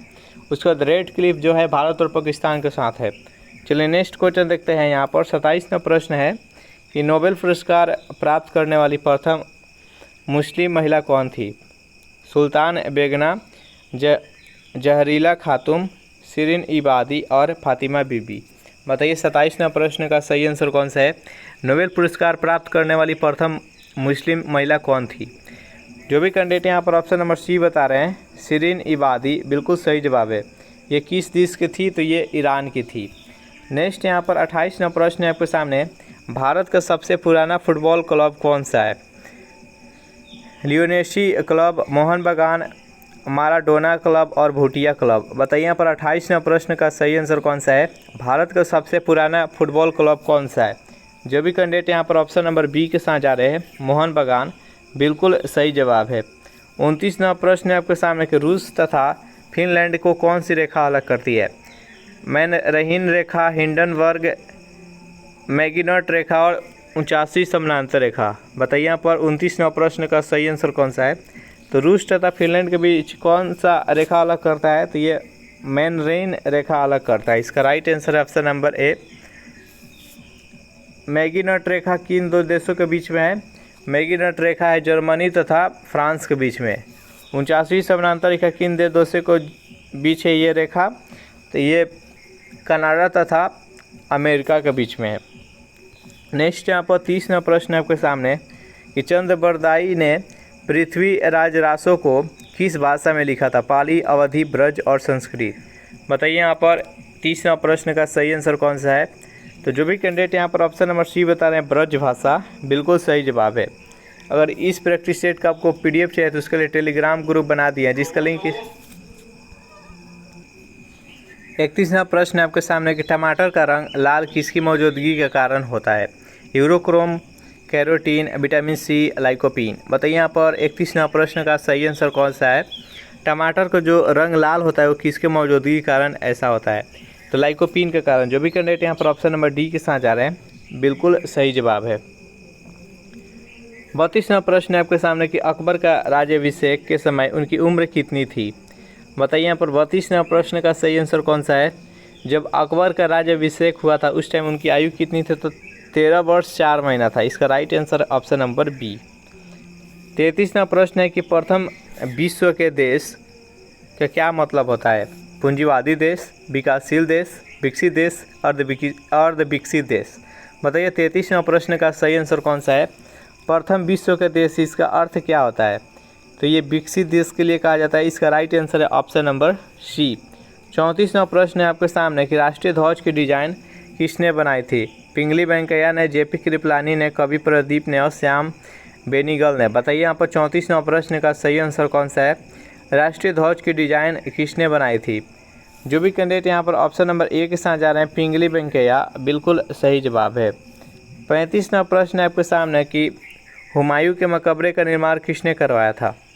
गुलबदन बेगम ने, मलिक मिर्जा, गयास बेग ने, अकबर ने और हाजी बेगम ने। बताइए यहाँ पर 35वां प्रश्न का सही आंसर कौन सा है?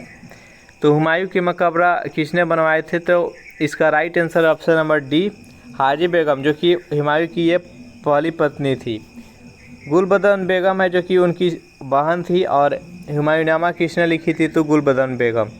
हुमायूं के द्वारा 2 युद्ध लड़ा गया था, एक था 1539 ईस्वी में और एक था 1540 ईस्वी में। चौसा का युद्ध 1539 ईस्वी में हुआ था, शेर शाह सूरी तथा हुमायूं के बीच में, जिससे हुमायूं हार गया था। उसके बाद कनौज का युद्ध, जिसको बिलग्राम का युद्ध भी कहा जाता है, वो 1540 ईस्वी में हुआ था। इसी युद्ध के पश्चात हुमायूं को अपना राज्य छोड़कर भागना पड़ा था। नेक्स्ट क्वेश्चन देखते हैं। 36वां प्रश्न आपके सामने कि विश्व के सबसे चौड़ी जल संधि कौन सी है? डेविस, जिब्राल्टर, बेरिंग और मैगेलन। बताइए यहाँ पर 36वां प्रश्न का सही आंसर कौन सा है? विश्व का सबसे चौड़ी जल संधि कौन सा है? जो भी कैंडिडेट ऑप्शन नंबर ए के साथ जा रहे हैं, डेविस, बिल्कुल सही जवाब है। 37वां प्रश्न आपके सामने कि पृथ्वी की औसत तापमान कितनी होती है? 10 degree Celsius, 15 degree Celsius, 20 degree Celsius और 25 डिग्री सेल्सियस। बताइए यहाँ पर 37वां प्रश्न का सही आंसर कौन सा है? पृथ्वी की औसत तापमान कितनी डिग्री सेल्सियस है? जो भी कैंडिडेट यहाँ पर ऑप्शन नंबर बी के साथ जा रहे हैं, 15 डिग्री सेल्सियस, बिल्कुल सही जवाब है। 38वां प्रश्न है आपके सामने कि भारत में प्रेस की स्थापना पहली बार कब की गई? 1486 में, 1498 में, 1535 में और 1550 में। बताइए यहाँ पर 38वां प्रश्न का सही आंसर कौन सा है? जो भी कैंडिडेट यहाँ पर ऑप्शन नंबर डी के साथ जा रहे हैं, 1550, बिल्कुल सही जवाब है। तो ये सेशन यहीं पर समाप्त होता है। सेशन आप लोगों को कैसा लगा ज़रूर कमेंट करके बताइएगा। वीडियो आपको अच्छा लगा हो तो वीडियो को लाइक कर दे, अपने दोस्तों के पास अधिक से अधिक शेयर कर दे। जितना भी स्टडी ग्रुप है सभी में इसको शेयर कर दीजिए। और अभी तक जितने भी स्टूडेंट इस चैनल को सब्सक्राइब नहीं किए होंगे तो जल्दी से फटाफट इस चैनल को सब्सक्राइब कर दे। Thanks for watching this video. मिलते हैं नेक्स्ट वीडियो में।